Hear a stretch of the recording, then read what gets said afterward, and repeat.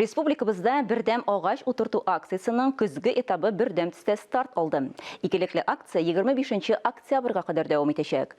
Актаныш районында әлеге акцияга беренчеләрдән булып керештеләр.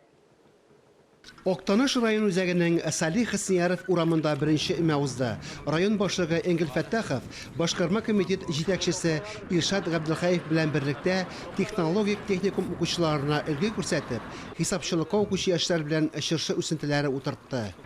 Район белән әзерләнеп бик матур төстә шушы айлыкны башкарып чыгарга безгә. Хәзер бит технологиялар үзгәрә, техникалар икенче. Кайсыдыр ки кечкенә 10 сантиметрдан үсентеләр утыртасы юк, зоррак агачларны да утыртып, рәхәтләндереп аларны үстереп җибәреп була. Район үзәгендә һәм авылларда агач утырту өмәләре ай дәвамында барачак. Район үзәген чыршылар иленә әйләнеп бара дияргә мөмкин.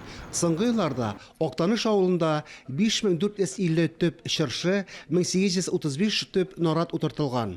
Ремонт техника станциясе бистәсенә чыга торган дамбаның зират арты, Гамил Авзал, төзүчеләр урамнары, 50-нче бистәгә чыга торган Салих Хәснияров урамындагы күпернең тирә-ягын ылыслы агачлар бези. Зәңгәр чыршы агачлары Тынычлык урамында да матур гына үсеп килә. Буян Дәүләтов урамына салынган җәяүләр юлынан атлаганда юлчыларны юкәләр озатып кала.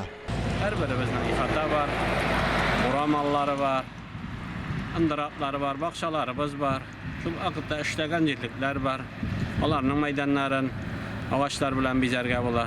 Гомумән, үзебезнең генераль планны бозмаенча, район үзәге Актанышның матур итеп, аны яшелләндерү өстендә актив катнашсак иде.